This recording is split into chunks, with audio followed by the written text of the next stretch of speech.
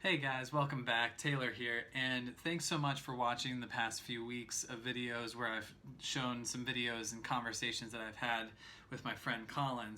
And if you haven't watched those, go ahead and go back through. Colin's an awesome guy. He runs an amazing podcast. Go check him out. It's really cool. But last week was the 4th of July, 4th of July holiday. I hope all of you had a great holiday, no matter how you chose to spend it and celebrate it. And so this week, it's very appropriate for me to talk about freedom. And we hear a lot about freedom in the news and just in school and in history class and everything about how, this is a free country and our military fights for our freedom. But the type of freedom that I bring up today is so much more personal. It's an emotional freedom. It's a personal, deep, existential, spiritual, whatever you want to call it, kind of freedom that, believe it or not, everybody craves, but so few people know how to achieve it, first of all, or are willing to put in the effort to achieve it. Okay? So another reason why I wanted to bring this up today is that in the mental health field, but especially the coaching industry within the mental health field and the life coaching industry, the word freedom is overused. I'll admit it. I've used it before. I've said it in my marketing and things like that. But across the board, it's very overused because a lot of people will market themselves in saying, we provide the freedom from obstacles, freedom from challenges, freedom from so many things, freedom from stress. That's a big one is marketing stress relief. The freedom from, free yourself from X, Y, or Z. And that's what people help do. But a lot of times that's misleading. It's overused, yes, and I can have an opinion about that, but it's misleading because it almost makes it sound like that freedom is the end of the game. And it's not. It's not. Freedom is just the beginning. Freedom is the first step for you to realize more about who you are and what you're capable of, and then what kind of changes you can make in your life beyond that. So freedom is just the first step. We don't want to sell freedom, excuse me, we don't want to sell freedom as the end game, as the end goal. And a lot of people like hearing that. A lot of people are like, oh my gosh, yes, I need freedom. I need relief. I need to be released from these pressures, these chains, these stresses, what have you. But then what? I ask people all the time, what then? Once you're free of these things, what are you going to do next? And what comes next? How are you going to stay free, right? So what I want to clarify is, in my work, and the real kind of freedom, the definition of freedom is freedom from expectations, okay? It's freedom from pressure. And this is all pressure that is false. This is pressure that you come up with, that you create, that comes as a result of you thinking that there is an expectation out there that either the world or your family or friends or just people, just society in general, is putting on you to be a certain way or act a certain way or be someone or be successful or what have you. We perceive that there are these expectations out there that we have to meet. But the fact that these are separate from us, excuse me, dry throat, I've been talking a lot today. The fact that these expectations are separate from us builds this pressure on us, puts this pressure on us that it's something outside of us that we have to achieve, we have to do in order to meet this level of success or fulfill this type of image that these pressures and expectations are saying we should. But the problem is we create these expectations. A while back, I wrote a blog post, which is still in my blog, about expectations being the mother of all stress.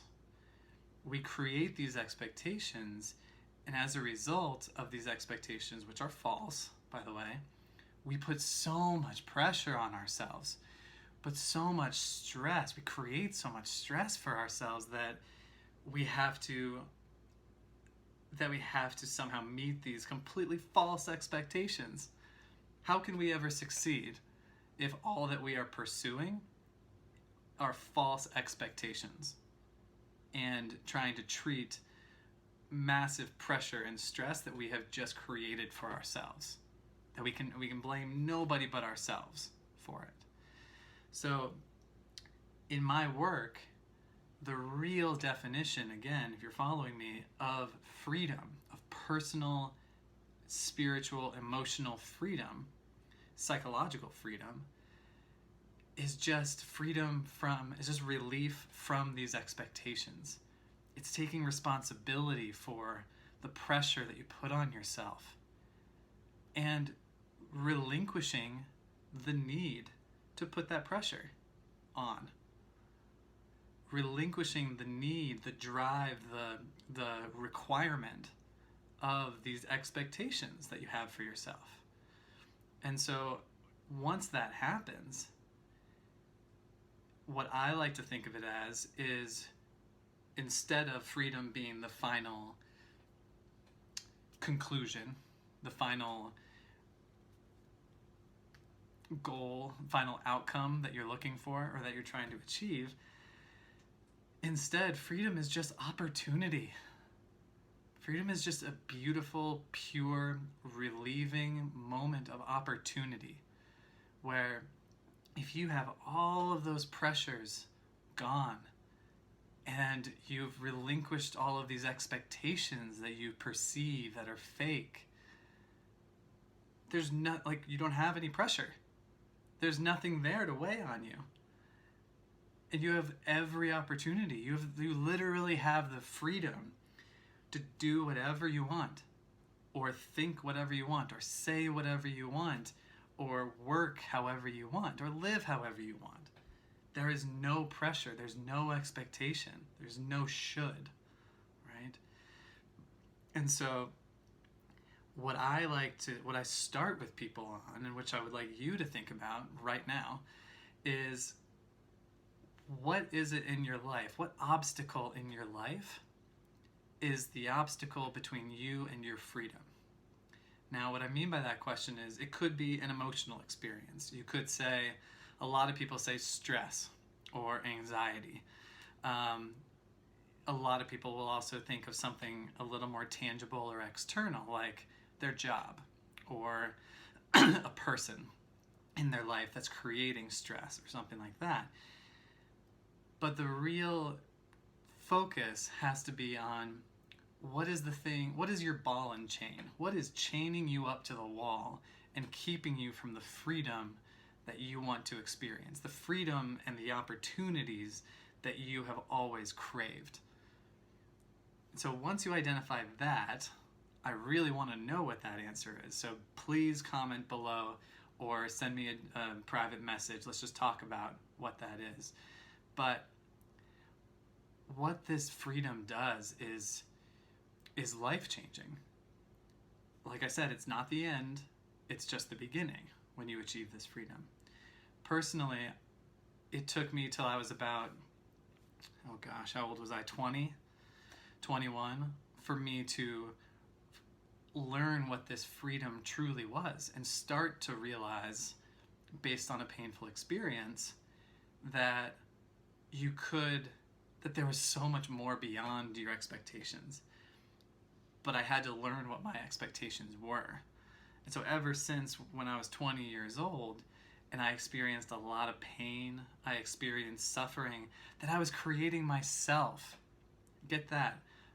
All the pressure, I was creating so much suffering for myself based on pressure that I was creating for myself, based on expectations that I thought were there, based on long-standing beliefs that I thought had to be lived and had to be fulfilled.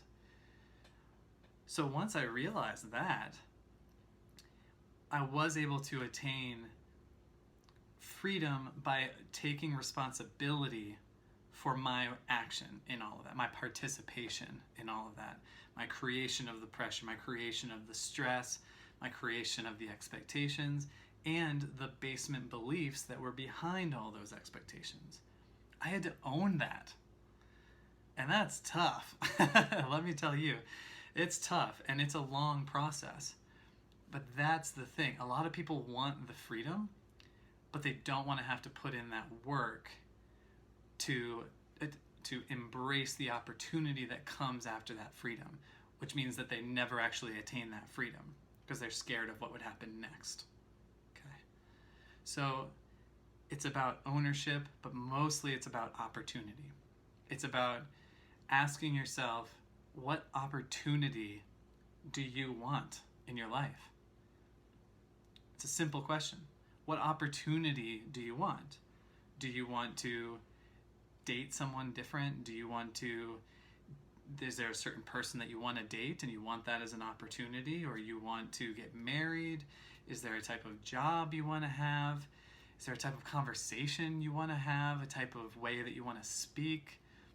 Is there a type of skill you want to acquire? What opportunity in your life have you been craving? And then what is the obstacle to that? Again, a lot of people answer with anxiety or stress or this person or that person or what have you.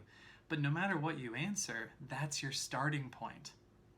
That is the thing that is keeping you from the freedom and the opportunity that I know deep down you are seriously craving, just like I did. So think about that. Please, please, please answer that. Write it down for yourself. Send it to me.